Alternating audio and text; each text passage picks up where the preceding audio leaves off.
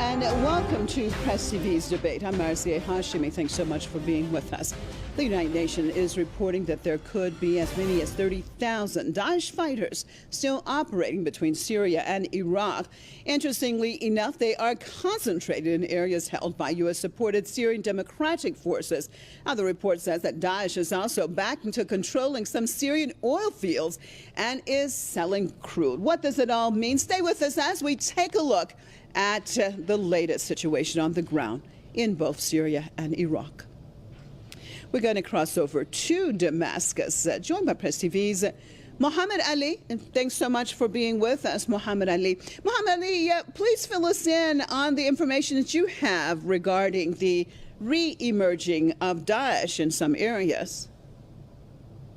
Yes, in 2017, the Syrian army backed by Russia was able to defeat Daesh and turn it from what it described itself as a huge organization into small groups scattered in Syria's desert. The Syrian army at that time carried out a lot of military operations, months long, that led to such a victory. But now there is a UN report saying that Daesh is re-emerging after, of course, taking control and gaining access to some of the Syrian oil fields in Syria's desert. The Daesh terrorist groups are still now present mostly in east of Syria, on the borderline between Iraq and Syria, and also now, according to the UN newly released report, inside the oil fields, and they are actually making profits of selling oil. It is very important to point out too is that those Daesh terrorist groups are mostly now active in areas that are either inside the perimeter of the control of the so-called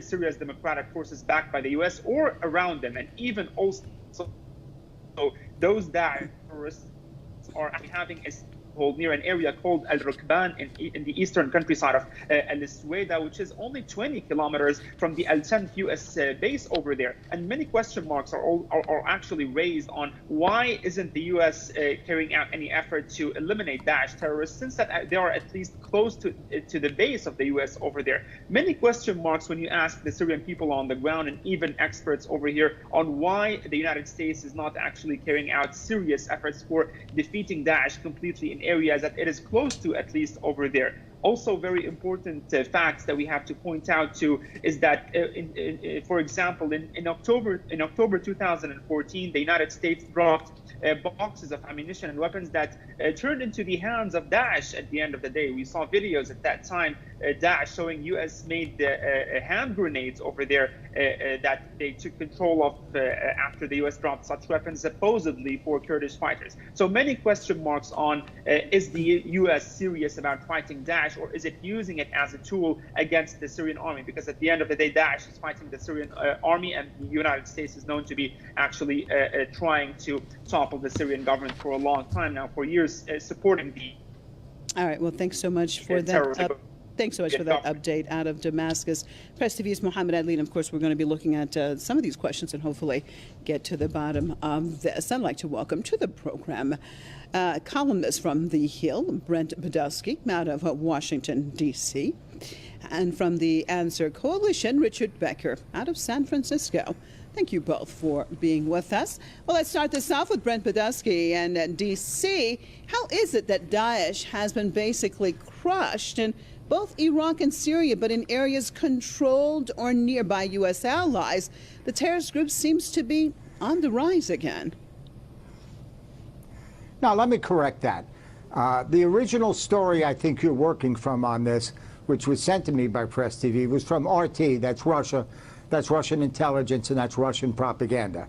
I would suggest anyone in our audience who can do an internet search for this and read, as I did, 7 or 8 other stories from different news organizations.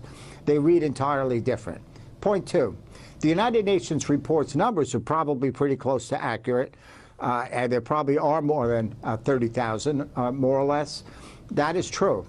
But it's a report for all of Syria and all of Iraq we're talking about. So our audience needs to understand it's propaganda, and it's false to suggest that this has something to do being overly concentrated in American-held territory. Well, it Brent, involves if you two look at nations, the areas, two if you look, countries. sorry to interrupt you, but if you look at the areas, if you look at the areas on the map that's being held, sorry to interrupt you, but if you look at the areas being held that on a map and you see where these areas are located, that Daesh is still mostly located, you will see that they are in or near. Some of them are near these areas. Some of them are. Go ahead. Some of them are, and some of them aren't. And I just listened to 6 minutes of propaganda. Go read the actual report, which I actually did. And it does not single out the United States. It does not single out the Americans. That is something that Russia is trying to do, that the United Nations is not doing.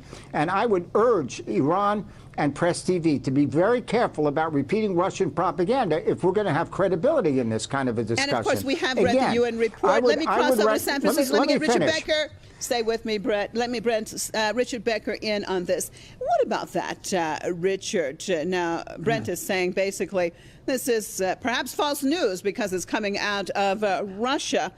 Your take on this, because if we look at the history of the situation that's taking place in Syria and Iraq, as a matter of fact, with Daesh being present, we have seen time and time and time again that actually U.S. weapons were mistakenly sent to Daesh. Your take on all of this? Well, I think anyone who really looks at the UN report will see that while it's written in diplomatic language, that it's making it very clear that the concentration of Daesh ISIS forces in eastern Syria and in western Iraq, and particularly the one in eastern Syria, is in an area that is controlled by the Syrian Democratic Forces and the United States. And that the United States government, the Pentagon and Trump are saying the United States is going to stay in Syria a long time. What's the justification for staying in Syria for a long time? The justification is this one, that ISIS still exists there.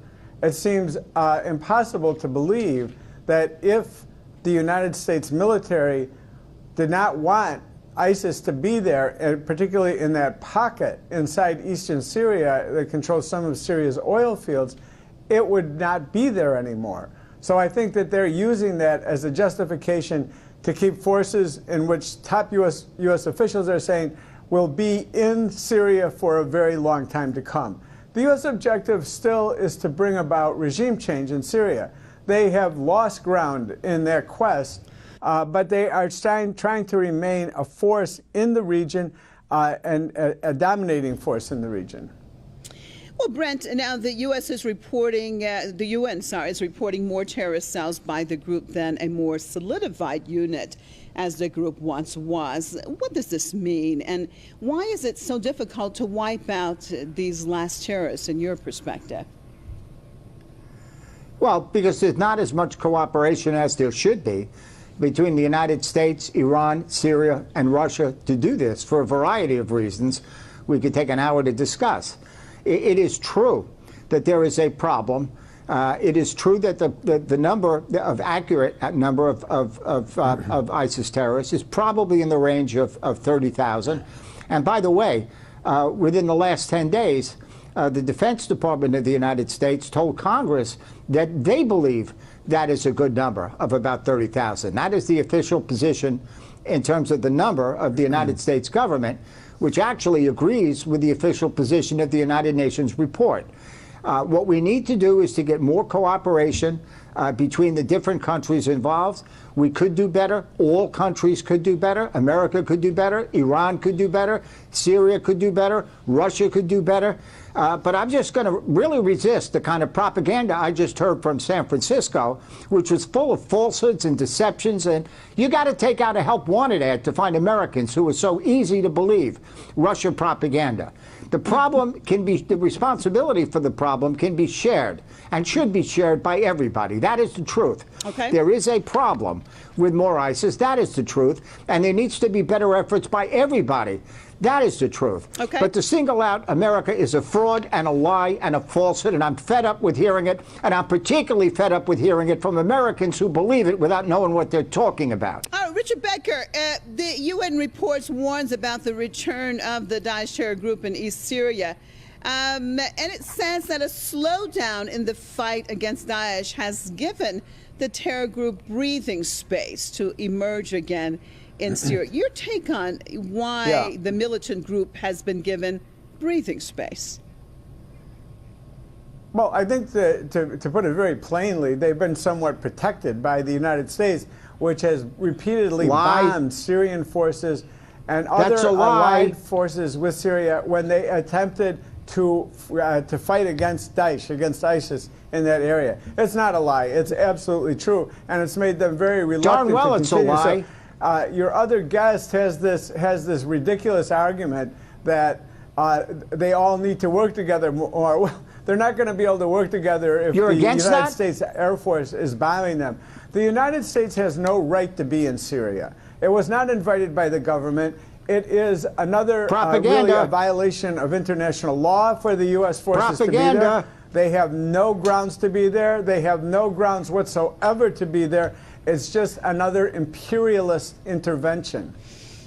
Okay, Brent, propaganda. All right, Brent, you say it's propaganda, but of course we do know that the United States was I got to tell you, I'm going to fall asleep listening to this propaganda. Was not invited by the Syrian government. Well, you just spout the Washington line, Brent. You're going back to the same position. Over and over again. All right, Brent. When you say I would like to see a Syrian government chosen by the Syrian people in an honest election with internationally neutral observers. Brent, the question so, at hand, I don't want to... Brent, the question at hand, hold on a second. The question at hand is, do you respect the sovereignty of nations? Do you respect the sovereignty of the Syrian government or not? I will respect the sovereignty of the Syrian government chosen by an internationally observed election where there were neutral and honest observers, where people get a right to choose. And of course, they have had an election. They have had an election. They have had observers. Yeah, okay. Right? Yeah, you want to say they've had an honest election? We could debate that for 6 hours somewhere else. I'm sorry. So elections have to be certified by the United States, or actually they're null and void. That's what you're telling me. That's not what I said. Brent? That's not. Because there are many countries that accepted it. There are many countries that accepted it. I just said quite clearly. No, I said 3 times internationally neutral observers. That's what I said. And of course, they had internationally neutral observers, but it depends on who is accepting which observer, right, Brent? Well, Richard, when we look at this situation, is it not, though, in general, there is this lack of respect for sovereignty coming out of the West? We look at, for example, the United States. We know with the whole Syrian situation and the way it started. And of course, in supporting these so-called militant groups, basically to overthrow the sovereign government of Bashar al-Assad. And it just went from there, trying to destroy, basically what they've destroyed is the whole infrastructure. I want to talk about the foundation of that, if you agree or not. Is it basically something based on arrogance and a lack of respect for these independent nations to choose their own paths? Yeah, I mean, the United States government has no more respect for the sovereignty of other countries than any other empire in history has.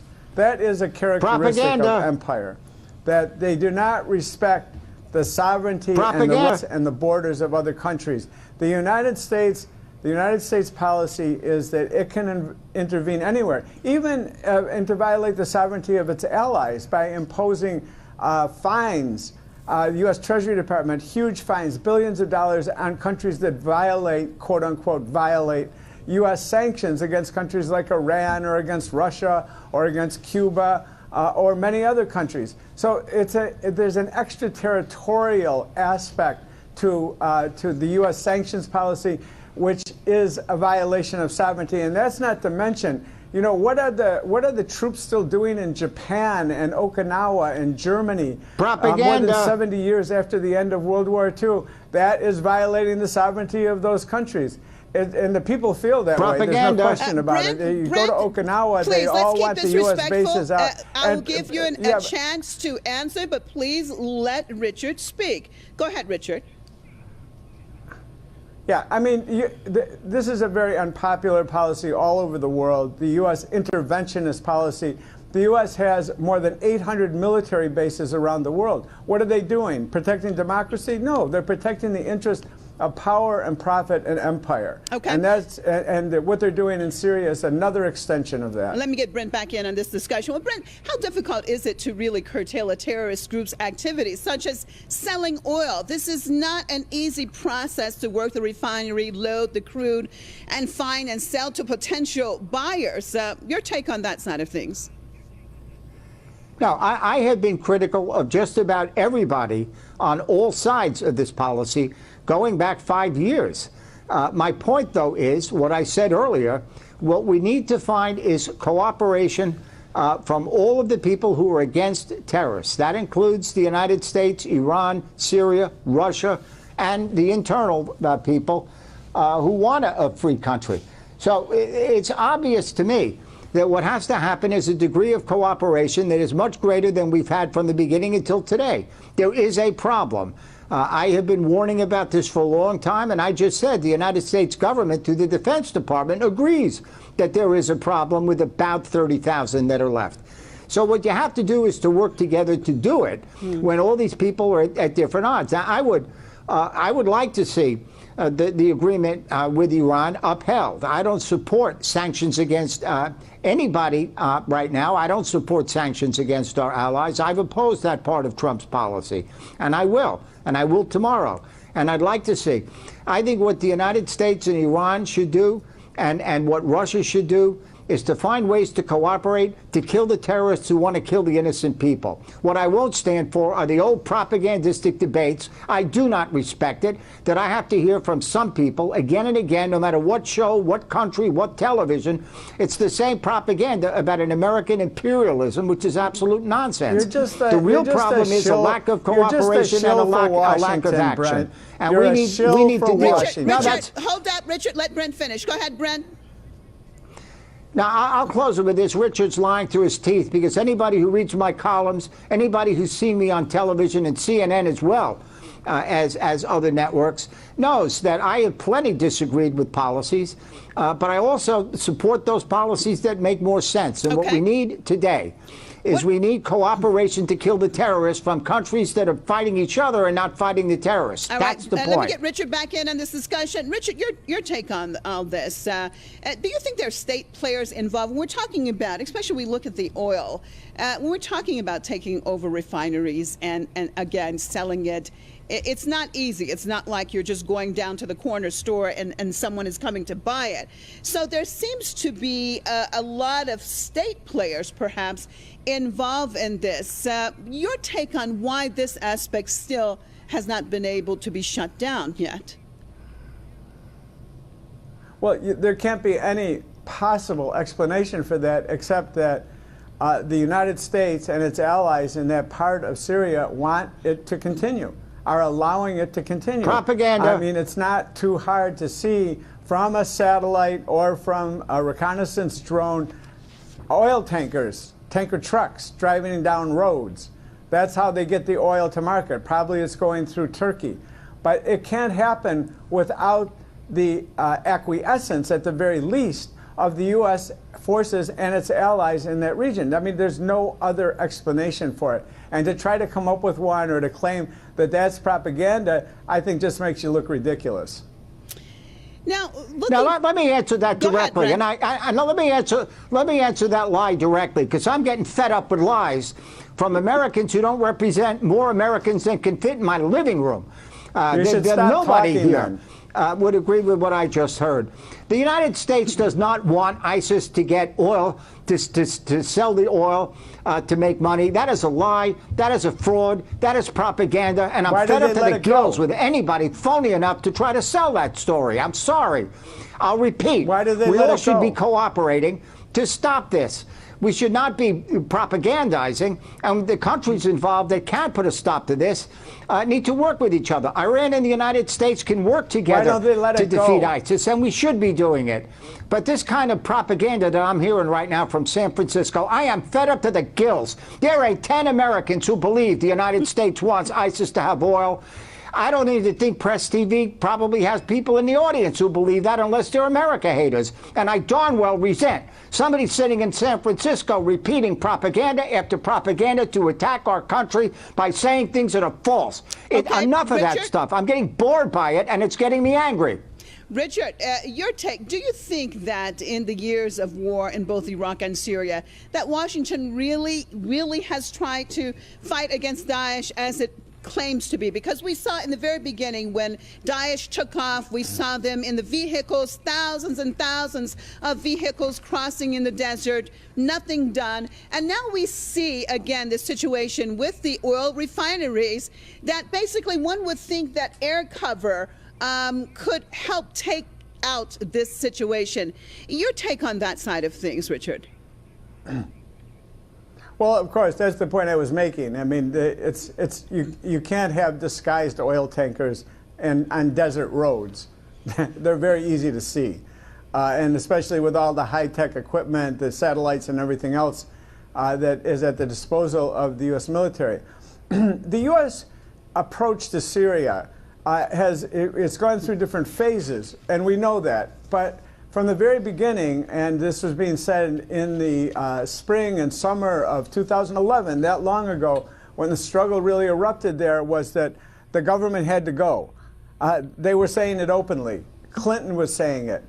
Obama was saying it. They were talking openly about getting rid of the government, about regime change. It was no secret. It wasn't propaganda. It wasn't hidden. It's the truth of the matter, is that that's what the U.S. objective was at that time. The Syrian government was able, after early losses, to rally and to strengthen its position with help from outside that it requested. And so the U.S. policy has evolved over time, but huge amounts of U.S. aid have gone to groups like Al-Qaeda. That's very well documented. They trained people in Jordan, gave them all these $500 million worth of weapons, and then reported themselves. The Defense Department itself reported that all of that went into the rebels, went into the hands of the rebels, and the particular rebels whose hands it went into were the Nusra Front, the Al-Qaeda affiliate in Syria. Okay, let me just jump into Richard, because we're just about out of time. Stay with me, Richard. Brent, what do you think it's going to take to totally eliminate Daesh in the near future? 1 minute. I think it's going to take cooperation between the United States, Iran, Russia, and all the other countries involved to do it right. It's not easy to stop that. It is a danger. It is a threat, and we need to deal with it. The way to deal with it is for the countries that want to kill ISIS to stop fighting each other and to start working together to kill ISIS. Okay, and Richard, same question. I think that what has to happen is that the U.S. has to get out of Syria. The U.S. forces need to be withdrawn from this entire region, because the original sin here, the original problem, or a most recent manifestation, was the U.S. invasion of Iraq in 2003, which set in motion a course of events that created ISIS. It did not exist before. It did not exist in that part of the world, and Al-Qaeda was not able to function in either Syria or Iraq or Libya before the U.S. intervention. All right, and on that note, appreciate both of you for being with us. We're out of time. Columnist from The Hill, Brent Badowski, out of Washington, D.C., and from the Answer Coalition, Richard Becker, out of San Francisco. And as always, viewers, we appreciate you watching us on another debate right here at Press TV. I'm Marzieh Hashemi. See you next time.